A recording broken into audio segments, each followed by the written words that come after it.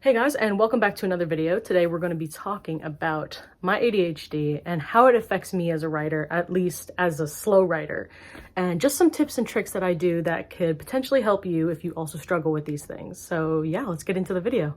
So first things first, I was diagnosed with ADHD at maybe about 10 years old. I was maybe like 9 or 10 when I first got my diagnosis. And obviously, everyone's journey is different and everyone's going to go through things differently. I'm just sharing things that have happened to me in my own life and things that I do that help me with my routines in my writing and in my daily life.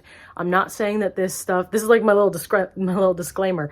I'm not saying that any of this stuff will guaranteed work for you, but these are just what worked for me. So take that as you will. So I was diagnosed at 9 or 10 years old. I was very young, and I was always the type of kid that struggled in school, but I was also always the type that could just, how do I describe it? Like basically like barely stay afloat. Like I was the kid that, was like a C student. I didn't like fail all the time, but I was like right at that cusp. Then when I got to, I think, middle school, it started to get worse. And I actually started to fail classes, and I started to, I wasn't able to do my work, and I wasn't able to focus, and my inattentiveness was really bad. And it was affecting me really badly. So that's when, I started to get help, and I was fortunate enough to be able to have that help and go through therapy and go through, coaching and all that stuff. But yeah, overall though, it does affect my daily life. It does affect me, my other diagnoses, and my overall quality of life and my living. And it can be very detrimental in certain aspects. But at the same time, it's kind of about finding things that work for you. Because I feel like so many people are under the impression that ADHD is like this big umbrella. And it's how do I describe it? It's more like a tree. I hate to say it.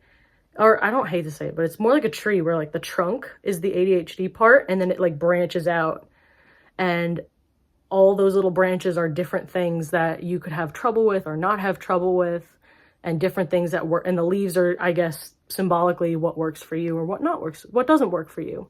So being a writer specifically with ADHD can sometimes be challenging because our brain, or at least mine, we like that quick dopamine, whether that's, social media for some people, or, food, or, going out to do something, spending money. Some people are super impulsive, some people are not. It really depends. But for me, at least, I like that instant, like, feeling of accomplishment. But the only issue is that writing, obviously, is a very slow process. And you have to think, and you have to take the time, and you have to, outline your plots, make sure the plot makes sense, make sure your characters are staying in character, stuff like that. And I feel like writing as a whole has helped me kind of slow down. Because also, as someone with ADHD, I tend to bounce around a lot to whatever's going to give me that sense of accomplishment, whether that's, my writing, my digital art, my music, modeling, photography, whatever creative endeavor I'm doing at that moment in time. I like bounce around simply because my brain is looking for that sense of accomplishment.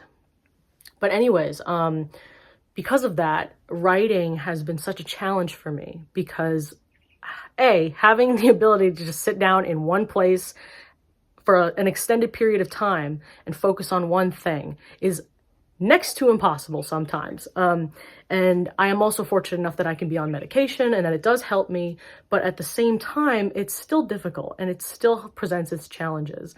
But I feel like writing overall as a whole has significantly helped me realize that I need to slow down and that I need to process, and I need to kind of, how do I say? Definitely say that writing has taught me a lot about myself that I have had trouble and challenges with in the past, of just slowing down and realizing that I do need to stick with one thing.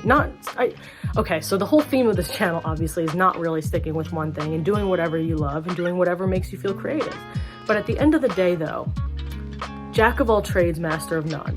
And I hate to say it, but that's kind of like my whole shebang. Like that's kind of who I am. And at the same time though, like I was getting so frustrated because I wasn't seeing the type of results that I was looking for. And the best advice I can give is, my bird is like chattering to himself. So if you hear that in the background, I apologize. But anyways, so I always tell people, if you're not seeing the results that you want to see, keep going. And the reason why is because, you know, you need consistency. And that, I hate to say, it's like one of the hardest parts about being a person with ADHD is consistency. We struggle with it, and routine, and we struggle with it so much, or at least I do. And that's why, even though I'm not the best with routines, I try to stick with very simple goals. So there's a movie called What About Bob? And there's a theme in that movie called Baby Steps.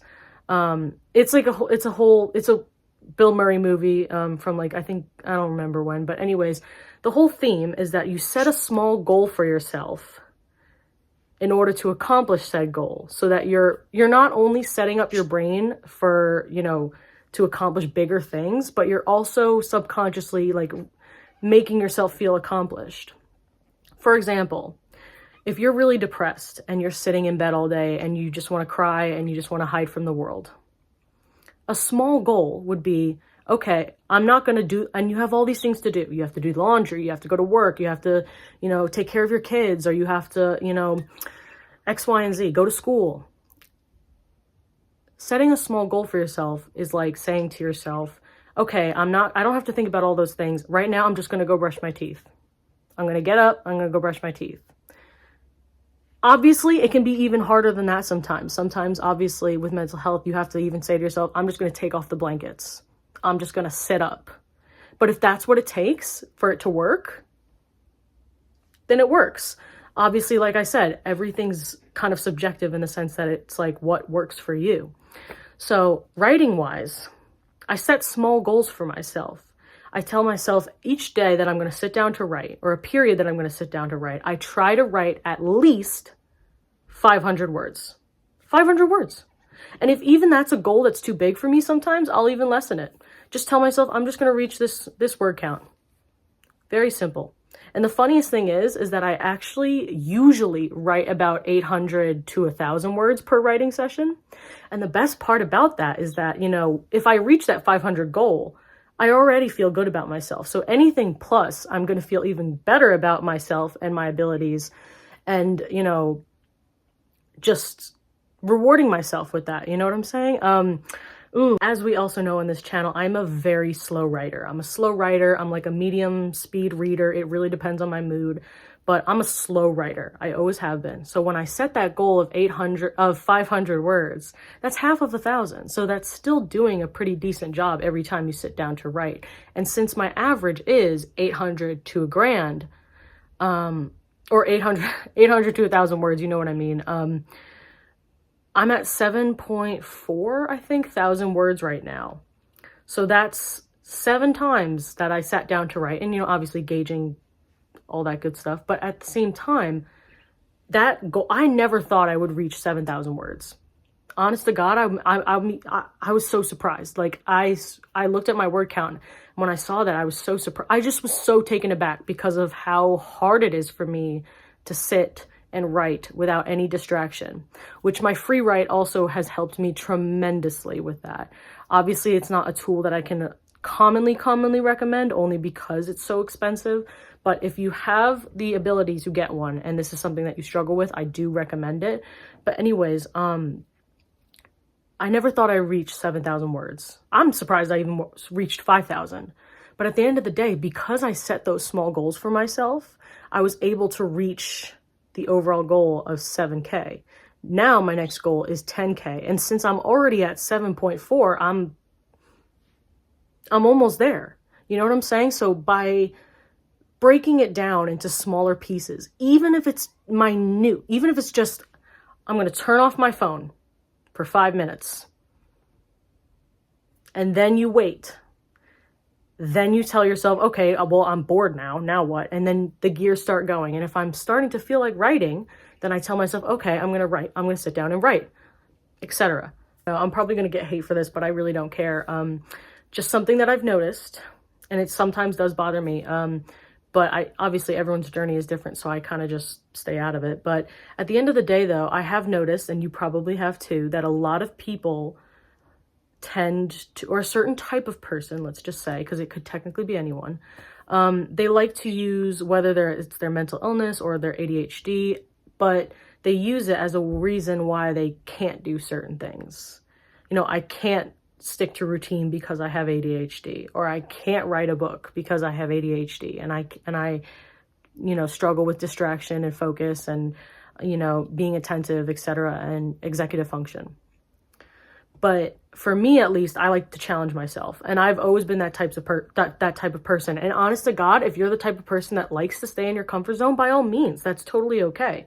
But at the end of the day, though, for me, I like to challenge myself. I like to feel that sense of accomplishment when I conquer a goal or conquer something that's difficult for me.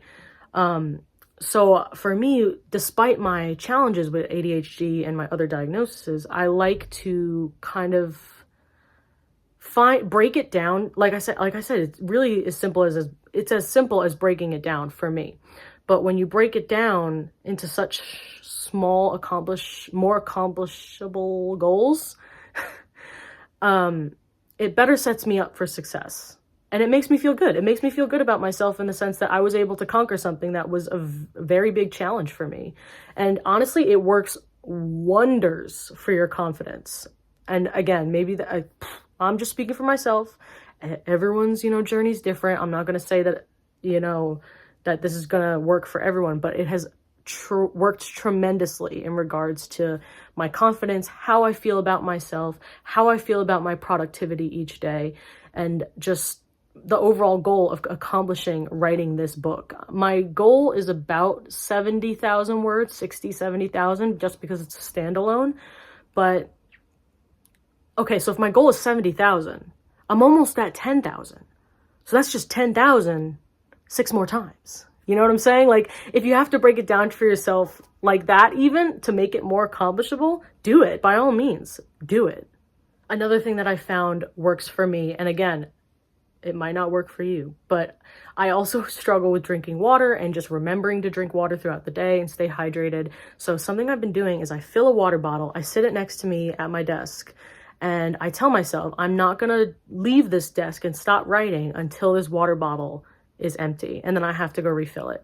And then at that point, I can either, you know, have a break and, you know, have a snack, or, you know, go do something and reward myself. But at the end of the day, I still was able to sit for that period of time and get that bit of writing done, whether that's 800 words, 500 words, 2,000 words, even some days on a good day. But at the end of the day, so many words, using that method of filling the water bottle and then having to, you know, spend that time writing in order to refill it, not only does it like hydrate or dehydrate, but or hydrate or die, people say different things, but it also helps you achieve those writing goals, and it helps you build that word count, and it helps you, well, also water just helps your brain in general. So last but not least, my last little tip for writing with ADHD, or if you have trouble staying focused for long periods of time, before I wrap this video up, is phones and cellular devices, screens, etc. Our brain naturally wants to look at blue light. We're like a bug. I swear to God, we're like bugs. We want to look at the blue light.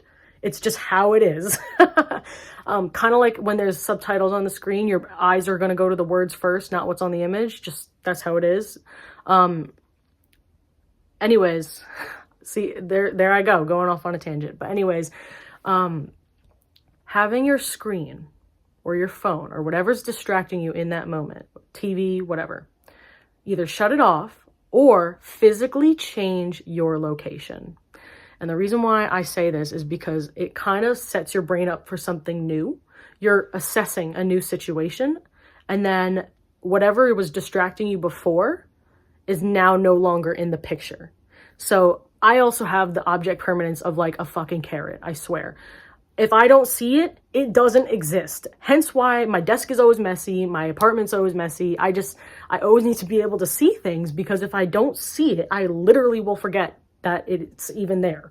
And then obviously I either spend too much money because I'm trying to get it again, and then I realize I have it, and then I'm like, oh. Anyways, long story short, change your location. Physically get up and choose to either write in your bedroom, write in the living room, write at the kitchen table if you have to. Another thing that I do for myself, because my apartment's so small, is I take my phone and I physically put it like 10 to 20 feet away from me, like on the couch versus my desk, or like in another room. I leave it on, like, you know, the nightstand. And the reason why this helps too is because, honest to God, when I want to go on my when I'm writing and I want to go on my phone because I'm getting distracted, obviously, I'm like, oh, but it's in the other room. I don't want to go get it. And honestly, I hate to say it, but it's that laziness that also works for me. Again, these are things that only work for me. They might not necessarily work for you, but they do really help. And they've helped me tremendously up my word count. I think the 7,000 words that I've written is more words than I've written in the past like 6 months working on outlining this book and just plotting this book. Oh my God. And last but not least, I just wanted to wrap this video up and say thank you guys so much for the support. Always, every view, every like, every follow, anything. I appreciate you all so much. And I just wanted to say that these are, again, disclaimer, these are things that have worked for me as someone who has ADHD and other diagnoses, and I've been diagnosed since I was 9-10 years old. And these are just things that work for me. And if they work for you, I am so glad that I was able to provide that support. And let me know in the comment section if it works for you. Writing sprints are great too. I love going on YouTube Live and or Instagram and just seeing what writers that I'm following are doing sprints. And I just join in. Body doubling, and all that good jazz. But at the end of the day, it's important to remember that everyone's journey is different. Everyone reacts to things differently. And again, just because it works for you or doesn't work for you doesn't mean that you're wrong, and it doesn't mean that you're a failure. It just means that it doesn't work for you, and it's about problem solving, you know? It's about finding what does. So again, if any of these tips you find helpful, please leave them in the comment section below. I will be so happy. And if it doesn't work for you too, let me know as well. Let me know what works for you. I'm just so interested, because you never know what other people know.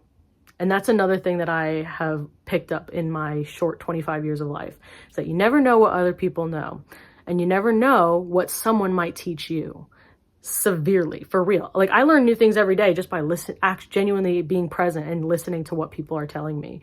I learn so much. It's incredible. But anyways, obviously our brains can float wherever. So thank you guys so much for your support, and I will see you guys in the next video.